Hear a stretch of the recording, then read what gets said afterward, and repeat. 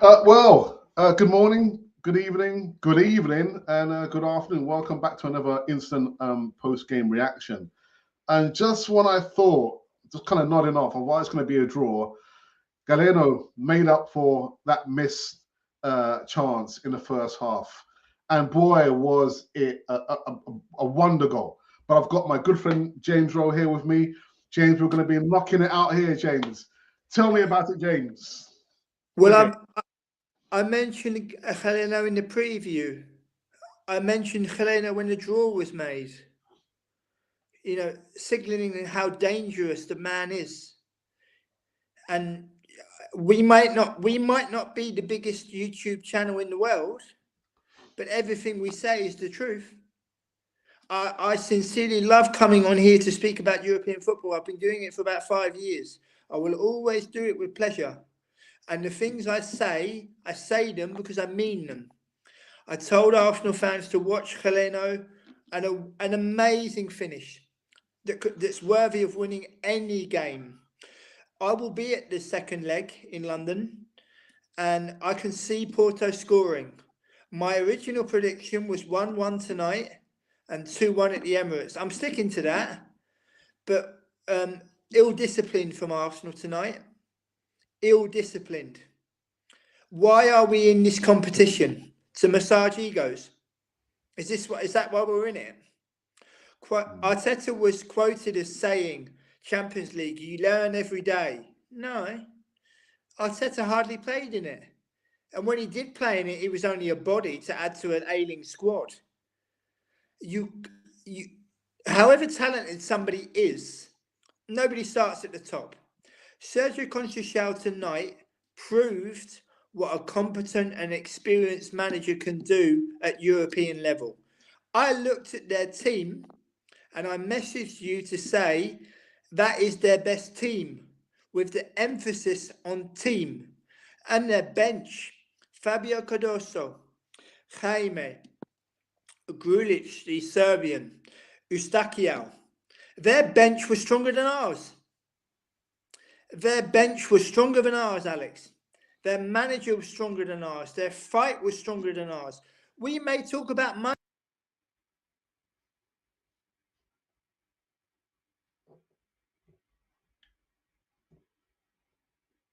Oh, James, we've lost your audio, James. James, we've lost your audio.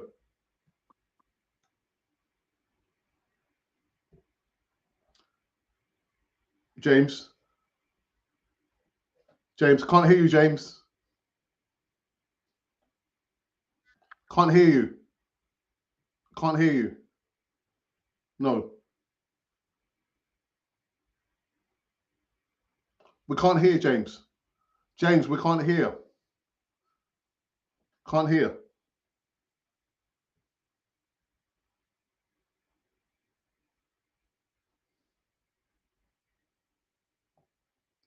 Prosper. Hi, Alex. So whilst James is sorting out his audio, because James, we can't hear you, James. We can't hear you. I'm not sure what's happened. Hi, James. Try to mute and unmute. Let me see.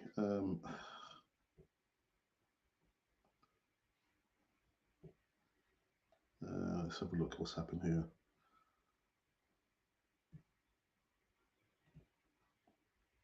James, do you want to try again, James?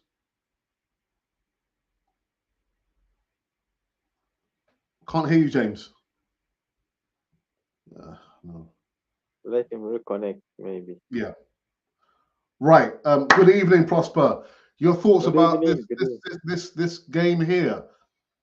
My thoughts about this game. Well, this is Champions League, a whole new level, a whole level higher. For me, it doesn't come as a surprise. These guys are not champions for no reason. They know how to win a game. And that's what football is all about. Sometimes you just don't have to play tidy. You don't have to play short football. You don't have to control the game. You just have to win the game. Right, still can't hear James. Oh my goodness, what's happened? Yeah, go on, Prosper. Do you think Arsenal? How can I say this? Do you think they underestimated FC Porto? Not really. If you look at how they played, they came here to win the game. Yeah. But one thing they didn't put into consideration is how to finish a game, how to win it. And that's been Arsenal's Achilles heel for a long time. How do we kill the game? You know? Most of the games that we've won, even when we win big, you find we waste about 7 more chances out of 3 goals. See? But when you go to Champions League level, sometimes you just get that one shot, that one chance. Yeah. And that decides everything. You see? James? Like today, I don't think we had a shot on goal. I don't remember. Maybe I lost concentration somewhere, but I don't remember seeing the Porto goalkeeper make a save. No. I mean, there were a lot Apart of from the corners. corners. I don't think they had a shot on goal. James. Can you both hear me now? We can hear you now. Yeah. We can hear you now, James. The wonders of technology, eh? No, we didn't have a shot on goal. And Porto's goalkeeper looked very assured. It was a great team performance from Porto tonight. We love to say that we've got lots of money, but it's 11 against 11. And I thought the selection of Conceicao and the bench, their bench was stronger than ours. Fabio Cardoso, Ivan Jaime, Grulic, Eustaquio to come on and impact this game. I said about Heleno when the draw was made and we did a preview, and when we previewed the game earlier this week, there were Arsenal fans, Adrian Clark on the Arsenal player. Oh, Porto would love to get to the quarterfinals. Be a great achievement for them, is what he said. They've won this competition twice. We've never won it. And we never learn at European level. Tonight is a carbon copy of the Sporting tie from last year. And it's the same nation. So the small differences, the smartness and the intelligence of Portuguese players and Brazilian players. And I just think with Arsenal, tonight just proves, and I will be at the second leg in London. And I can see Porto scoring. And I will stick to my original prediction of, I thought it was going to be a draw in Portugal. We lost. And I think we'll win 2-1 at the Emirates. But whether that will be enough, I'm not so sure. But should we not get through, let it be known that Arsenal Football Club were never, ever, ever good enough to win this competition. Who has 25 bites of a cherry never to win it? We do. Who views the Champions League as a cash cow and a source of income rather than trying to win and enhance sporting achievement? We do. And it's embarrassing. It's not embarrassing getting eliminated. It's embarrassing where the only form of motivation is money. Money. Oh, we haven't been in the Champions League knockout for 7 years. There's a reason for that. And then when we get back into it, our best player this season gets booked within a minute. And does well to keep the discipline. But I just, well done to Porto tonight. Well done to all involved. They fully deserved their victory. But same old Arsenal, especially in Europe. Yeah. Prosper, I know you've been one of Mikel Arteta's biggest critic, but sure, aren't the players good enough to have got a result tonight?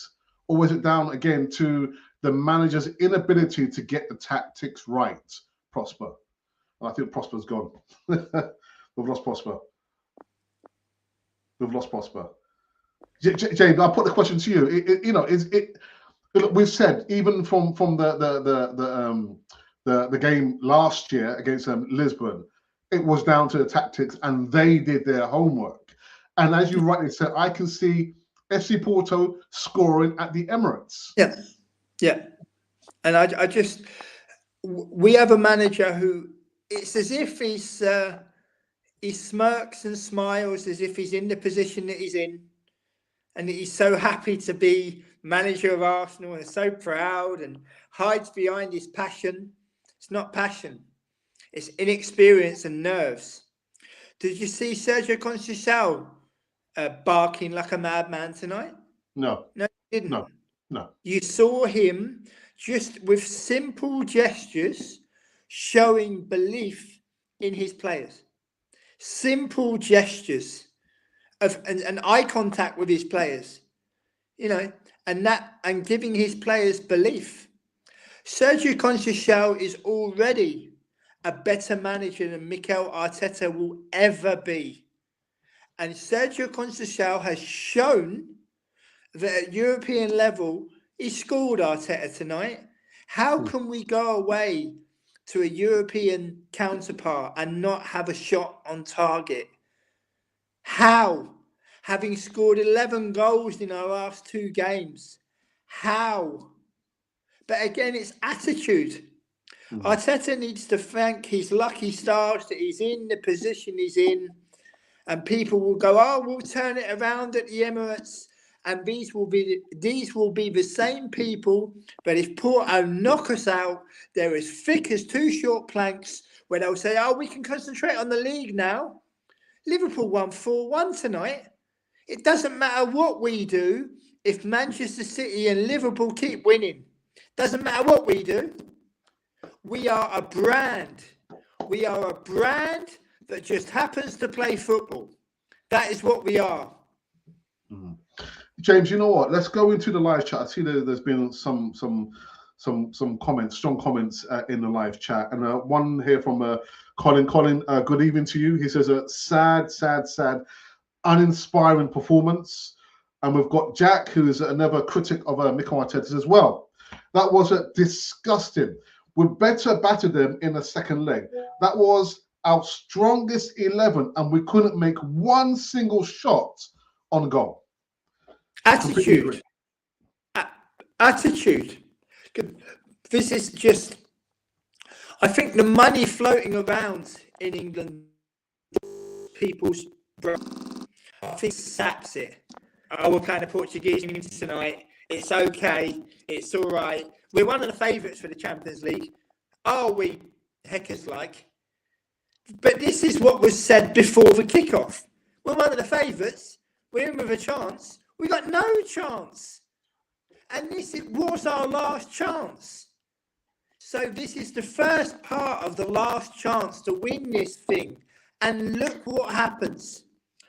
You've got people on the website saying, oh, it's important for the next 7 years. You must be joking. There won't be a Champions League in 7 years' time. What on earth is going on? It's like a different parallel world. Prosper, great to have you back, by the way. Yeah. Thanks, Prosper. man. Yeah. Go. Great to have you back. So, Prosper, I was asking a question about surely the players are good enough, or is it the fact that Mikel Arteta still is not experienced enough in his tactics, in galvanizing and inspiring his players to get them over the line? As James has clearly said it, this goes beyond the manager. When you have a whole negative approach towards something from the top, even the manager hasn't got that feel in him, that fight in him to say, let me do this, because he knows he has the backing. He will still get his signature signed on some piece of paper at the end of the day. So he's not motivated enough or inspired enough to push himself further than he can push himself. That's the first point. So even if he had the experience or didn't have the experience, it all starts from the owners of the team and now right into the pitch. As I was saying, when things happen, when everything on the group, I stress it out. When things happen backdoor, when the backdoor deals start happening right from the top, they end up in the pitch. Player for player, are we any better than Porto? First 11, I think we're better than Porto. Yes, they may have brilliant players here and there, but all in all, we're better than Porto. First 11. But their willpower to win has carried the day to day. And it's no surprise that these guys win the league, the Champions League here and there, because all the time they are killing giants. It's not like they're the biggest club in the tournament every time they've won that tournament. Great They're point. actually the smallest club in financial wise. They are amongst the smallest club, but their fighting power is there for a reason. Their pride for the team. What pride do we have as Ghanaians? Because we've accepted to accept low standards, even the fans. Anything negative, you're being too negative about the team. But these are the points we stress out every day. Yeah. Poor ball control of Kai Havertz. Some games you just get one chance. So if you have poor ball controls, you have several shots on goal and only manage to score 3 goals and you're very happy. Now, when you have no chances on goal, what happens? And you have that one chance. Do you win the game? No. This is what champions are made of. This is what champions do. So unless we start thinking like champions as a team, we're not going to win anything. To just be, oh no, but give him time, give him. How much time does Arteta need? I mean, you level up, you say you can pick up the Arsenal job, then you're supposed to be up to the Arsenal level. And Arsenal level is top 4. So top 4, you're expected to perform in the Champions League. You're expected to win the league. You're not managing West Ham or probably what's this other London team? Small teams. You're not managing any of those small teams. You're managing a club that's expected to win the league, the Champions League. And excuses are only going to last 2 days. The third day, everybody's gonna notice you are goofing. And this is exactly where we are as Arsenal. If we make it at Arsenal, we can make it, yes. But today has clearly shown us how far we are. When I say we're a second-tier team, this is exactly what it is. You know, if we can't beat Porto, we can't manage to hit a shot on goal. Then we're a second-tier team. Forget about, oh, we're a big club, big signings. What? Forget about that. I don't talk about, no, we're no longer a big club in England. Let's face it. We're no longer a big club in England. Not until we certify that with a medal, with a cup, with a Premier League cup. If we don't certify that with a cup, we're no longer a big club. We're just there participating. As I said, we're there to fill numbers all the time.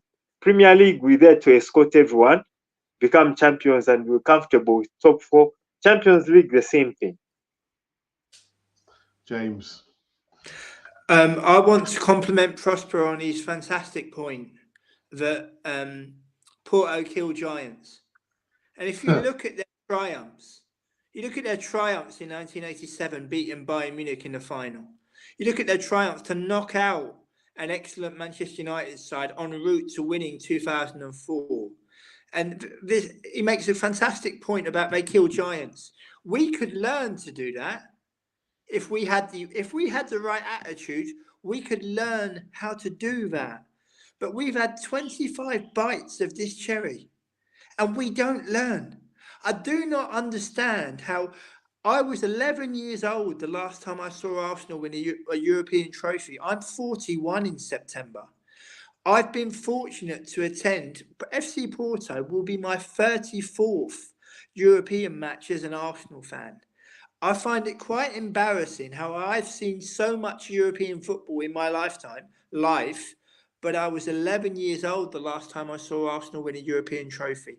Why on earth can't we try to mix things up? Why can't we play 5-4-1 away from home? Why can't we try that? Why can't we try 4-5-1 away from home? Why can't we try to take the sting out of games? Why are we led by a form of activism where we appear to be everything? We want to be everything to everyone. We can't be that. We are a global club. Of course we are. And we have global fans who are extremely intelligent. Like the point Prosper makes tonight about Porto being giant killers. They kill giants. Brilliant point. But we appear to be forgetting we are first and foremost a football club who hail from South London. Originally, we are now North London. And I think our attitude in Europe is completely wrong. We need to be out of Europe for a long, long time, or we need to have someone come along and teach Arsenal Football Club what it means to play in Europe, game by game, brick by brick, because it certainly isn't going to happen under the current manager. But James, we've been saying that for the longest time, that we need to be out from European football to Yeah. just kind of recamp and learn our lesson. And we Yeah. were, but we still Yeah. not learn our lesson, James. Because it's all about it's about money. It's about we view the Champions League as a cash cow. If you look at our league position, we appear to have almost be well on our way to securing top four again next season. Next season's Champions League will be a closed shop. It will be completely irrelevant what happens next year, because you will have a league table system where it won't matter what happens next year. This was our last chance to become the 24th team to win this famous competition. And the first step of our last chance, we've fallen. We have fallen.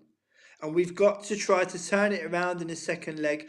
I'm sure there's lots of Arsenal fans that will say, oh, we'll turn it around like we did in 2010. We haven't reached the quarterfinals of this competition for 14 years. Have a think how long that is. 14 years since Arsenal last reached the quarter-final of this competition. 18 years since we last reached the final of this competition. But we appear to be, at the moment, just a brand that happens to play football. And it's very sad. All right, let's go to the live chat. So Pesci, good evening, says Saka, Martinelli, and one wrong pass from Jorginho credit a goal for Porto. Well, you got to remember, actually, they should have gone 1-0 up in the first half, and we didn't have a shot on target. So although it was a missed pass, they took the opportunity. So I'm not looking for any excuses. There are no excuses here. And they deserve their. Of course they did. Of course. They deserved their win.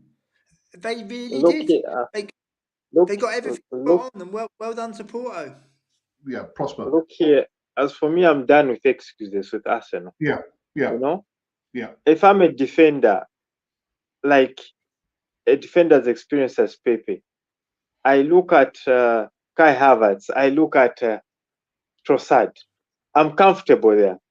Pepe has roughed up with the biggest of defenders, strikers, the Drogbas, the Benzemas. He's done it with the best of the best. He's going to be 41. Do you think you'll be shaken by the profiles of Kai Havertz and Trossard? It was a good day for them there at the back there. They really had a good day. Their training is even much harder than the game they had as defenders today, as centre backs. Why? It all comes back to the same point we bring up. Don't just spend money carelessly. You need a big number 9 in there. If we had a big number 9 in there, we had options of crossing in high balls for headers. But we didn't have a target big number 9 there, so we're limited to ground play. And Porto have got athletic players. I remember, is it last week or the other week? I read something on TikTok. I heard something on TikTok. Michael Owen was saying, real talent in English football has gone out. There are no longer talented players in English football. All you need to have is that pace and be the fast runner. You get yourself a position in the English team. And that's what we saw exactly today. The brains are put somewhere else. All they were thinking of is, let's make them run. Let's make them run. To what end? And they knew. They just held it back and they knew they're going to mess up somewhere. We're going to score a goal. Yeah. I mean, for all the possession that that Arsenal had, FC Porto looked more threatening than Arsenal. Exactly. You can have all the possession. It goes back to what we always say, that Miki Taka. You can pass around the ball, you can have all the industry, but if you have no end product to it, it's useless. People won't remember Arsenal was playing a attractive football and whatever. They will remember the guys that carried the day, the guys that carried the trophy. That's all we remember. Good point. James, you want to say anything else before I go back into the live chat for the last time? Well, I just think that, our attitude in Europe, it just dumbfounds me. It really does. We appear to be more concerned with a form of activism and being everything to everyone, rather than trying to improve our sporting standing. There was a time where we had more league titles than Man United. There was a time. we've been overtaken. Ryan Giggs won as many league titles as we have done in our entire history. You know, Manchester United won 3 European Cups. Chelsea have won 2 of them. Aston Villa have won 1. Nottingham Forest have won 2. And this tournament is littered with nearly men. Well, it's what we are. I just can't believe that we've had so many bites of the cherry and we never learn. So I'd rather not be in it. I'd rather not be in it. But we'll be in it again next year. And then the same thing will happen. The same thing will happen until this tournament gets expunged, which it will do. But when you've got people on, like the Arsenal player, like Adrian Clark tonight, it's important to be in the Champions League for the next 7 years because we've been out of it for 7 years. There won't be a Champions League in the next 7 years. So what are you talking about? And it's as if it's like a gravy train. And we're more concerned with staying on a gravy train and becoming activists rather than improving our sporting standing as a football club. And I find that incomprehensible. James, do you know what Arsenal's overall XG was going into this match? Couldn't care less. Neither could I. Neither could I. The most important part is the score. Absolutely. And we lost 1-0. Yeah. We lost. Yeah. Go and find the biggest dustbin you can find and chuck all your jargon in it. Because honestly, it's people have the memory spans of a goldfish. You know, of a goldfish. We underestimated our opponent, who, as Prosper so rightly said, they kill giants. We don't. We've never killed a giant in Champions League. Yeah, let me go into a live chat for the last time. So Colin goes on to say, we played that very slow pre-Dubai football. Why did we really go there playing for a draw? Did we play for a draw? Did we? I don't think so. Let me get in on that one. Arsenal played fast football today, but as I've just made a comment on the group, it's about the manager. The manager didn't know what to do up front, how to unlock that Porto defense. It's like every formula he had for Liverpool and all the games we've won didn't even get him a shot. So what does he do next? He was lost even on bench. He didn't know who to substitute. He didn't know what to do. He was just lost. It was about him having the knowledge base. His knowledge base is not up to that level. You know? So the players didn't know what to do. Okay, how do we unlock, as James was saying? Why don't you change the formation? None of that happened. It was just stagnant. One formula, if it doesn't work, it doesn't work. We go back home, pack and go. If it works, it works. That's what I saw. So for me, I think the manager really is not on that level. And this is where we pay the price. You can win a few games here and there, but when you come to a certain level, you need a manager that knows. Just observe when it reached 80th minute, how Porto started applying pressure on us. You know? Pressure was applied right from the centre backs. They were pressing the ball that hard. You knew that these guys wanted us to force us into a mistake so that they can capitalize on it. And they were coming. And that's when he made those substitutions in the 80 plus minutes.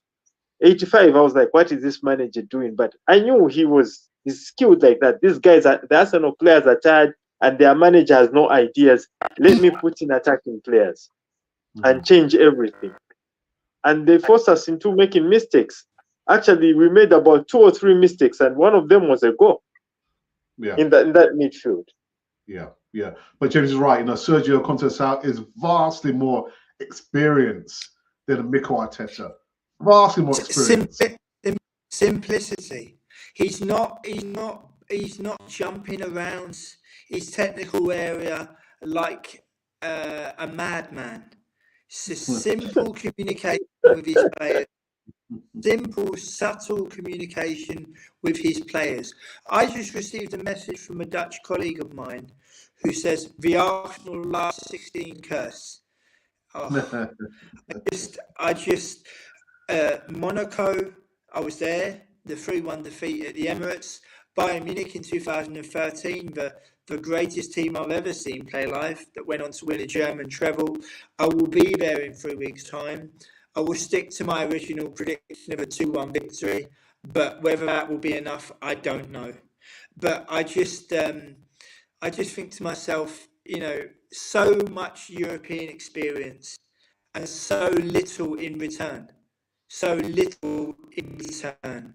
If we actually had from the top down, let's win the Champions League. You imagine giving a mandate to Arsene Wenger. Arsene, you've got 5 years to win this. You don't win it in 5, you're out. No, we give you 22. Just Unai Emery brought us to our first European final in 13 years. And we dropped him like a bad habit when things started to go wrong. Are we any further on? From tonight? Looked like a Wenger performance at the back end of his time. But again, it doesn't matter. People will try to talk about it being okay. It'll be okay. What are you going to do if he scores in 3 weeks' time? What are you going to do when you get knocked out? I'll tell you what's going to happen. If we get knocked out, you'll have the same supporters who are as thick as 2 short planks saying, we can win the league now. No chance. As of tonight, we are 5 points behind Liverpool, and they have played a game more. We've got to go away to Sheffield United, Tottenham, Wolves, Manchester City, and Manchester United. You think we're going to win the league? No. We'll end up trophyless again, and then Mr. Lego Head, as they love to call him, where his hair's never out of place. He'll keep his job, won't he? He'll keep his job. But where does that leave us long term? I was fortunate enough to interview Dave Kitson when I wrote for World Football Index. Dave Kitson played for Portsmouth and Stoke and Reading, and Dave Kitson said to me, without your history, you're nothing. Now, we have won 49 major trophies. The 2 European trophies we have won are now defunct. So it's about time we wrote some new memories, isn't it? But we can't because we don't know what to do. Yeah. Colin says, to James's point, aside from the sideline shenanigans, does he think he is giving his squad any confidence, making them sit when the team is on the field begging for an impact sub? He dumped on his bench, and then the assembled says, question: if Arsenal finish, go on, James. No, because he does lack of experience. However talented somebody is, a talented musician, a talented computer programmer, a talented artist, nobody starts at the top. Nobody starts at the top. And the fact remains is that Mikel Arteta started his managerial career at the 3rd biggest club in the whole of England. Where do you think you're going to go after that? Barcelona or Paris Saint-Germain? What, because you played for them? He also didn't play for Barcelona. He was only at the academy. And it's as if managers these days, you can't plan a career. You can have hopes and ambitions, but you cannot plan a career. And he's using Arsenal for his own benefit. And, I'm a legend at the club. You are not a legend at the club. He was only brought on the last day of a transfer window as another body in a wafer-thin squad who were going to play Champions League football. That was it. We just appear to want to be, we're okay. We're in fashion. We are destroying our reputation with things like this. We are not a charity, but we have been taken over by Manchester City, Chelsea, taking us over. They've won something that we can't even get our heads around. And they've won these competitions. So whereas they go on and lift the trophy, as Prosper says, people remember the names of the players who lift the trophy. Manchester City and Chelsea have done something we will never do. You can have 100 cracks to the whip. Never. Exactly my They point. didn't 5 bites to the cherry, did they? We Ex- do. James, possible I think we have the last say because I know it's quite late in Malawi. Yeah, So exactly my points on the group. When I say these things, I'm labeled the rebel. I talk about last time I was talking about Man City and they have more fans. Why? Because they're winning trophies. And people are like, Arsenal is still a global entity. And what are you talking about? Is it a global entity to soccer fans or media pundits that want to put on jerseys and look good in the streets? Because to soccer fans, we're no longer a global entity, as James has put it. It's teams that win trophies, big trophies that attract fans, real soccer fans, not mediocres who just want to put on a jersey and look good in the street or about the label.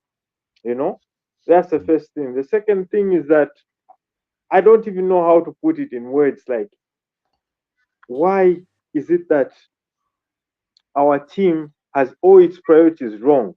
Starting from the top, right now, even the fans, people are always putting statistics. Arteta has achieved this against Wenger, against Ferguson, and whatever. We're all about statistics. The other day we had an argument about, oh, England is rated highly. So what about the rating?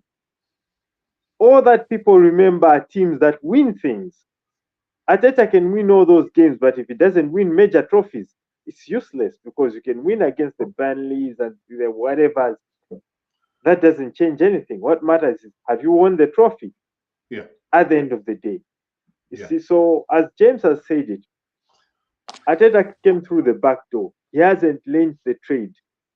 Honestly, this is as ambitious and as useless as a club can be. A club at that level, I cannot hire. If I'm, say, a billionaire worth 10 billion pounds or 10 billion USA dollars, I cannot hire an inexperienced college graduate to handle my finances. Never. I'll need somebody with that pedigree, with that history of success, because that's big money. Arsenal is big money. Then you don't go and pick a college graduate and put that college. Even Everton knew how to sign Ancelotti. What excuse do we have as Arsenal not to sign a big name? You know, we can't say it's about the money. We can't say it's just us being stupid. You know, sorry to use this word, but Arsenal has just become a stupid club. You don't assign a manager who has no experience and then you're hoping to make him change. That's a high level. You don't have time to practice. You don't have time to experiment with the Kai Havertz. You have time. The only time you have is to perform in the pitch.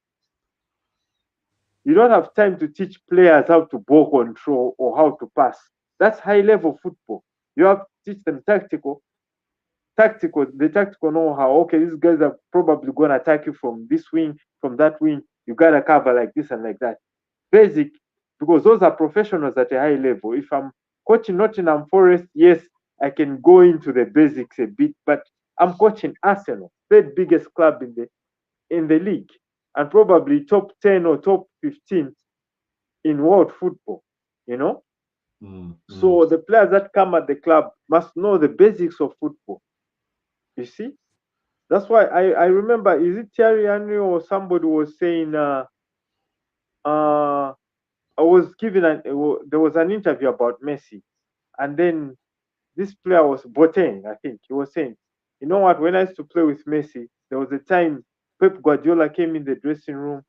He managed everyone, talked about everything. Messi wasn't even in that dressing room. He just came in, put on his boots, and took on his jacket. He was off to the pitch, and the guy scored. It was a Champions League game, and he scored 3 goals in that game. There are managers you don't, there are players you don't even need to manage in the pitch because they know what they're going to do there. yeah. You see, and that's the level Arsenal is supposed to be at.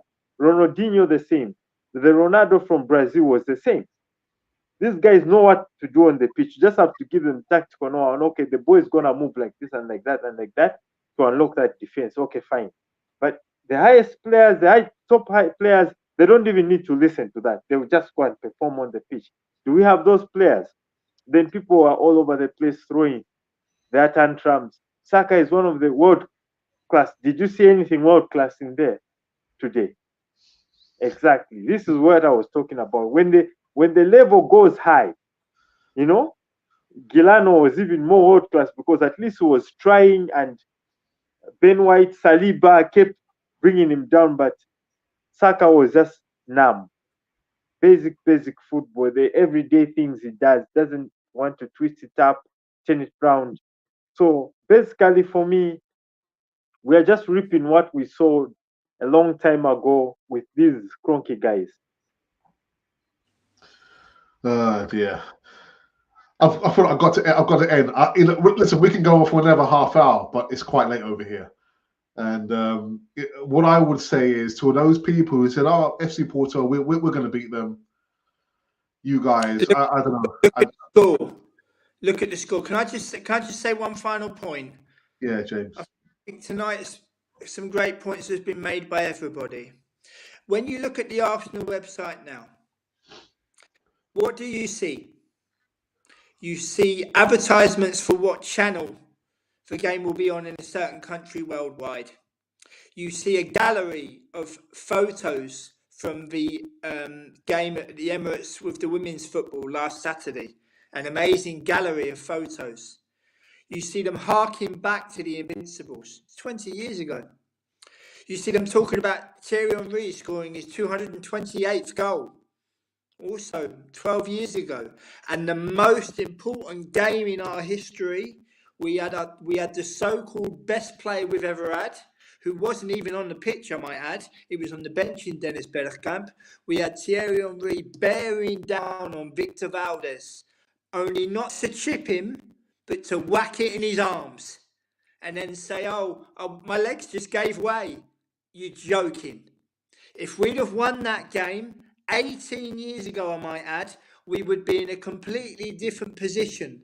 But we love to talk about the past. We love to talk about the past. We love to talk about the past. I will leave everybody with this. Under the current regime, we have no future. There you go. Quite emphatic. And on that note, I did actually say in my prediction, actually between James and myself, I thought it's going to be 2-1 to Porto, but they still got the win nonetheless. So they go to the Emirates with the win ahead of Arsenal. And if this is what Arsenal can bring, it's not much. Prosper, thank you very much. I know it's quite late in Malawi. What time is it? 12? 1? It's actually 13 minutes to 1 a.m. There you go. Oh my goodness. But 5 to 12 here in Amsterdam. But great to speak to you all, and see you soon. Brilliant. So that's it, people. Thank you. You will see me on Friday for the East Talk, where we're going to be talking about stats. I'm sick and tired of stats, absolutely. But we're going to be talking about it on East Talk on this Friday. Anyhow, this has been Cannon Fodder, the channel for Arsenal fans all over this world.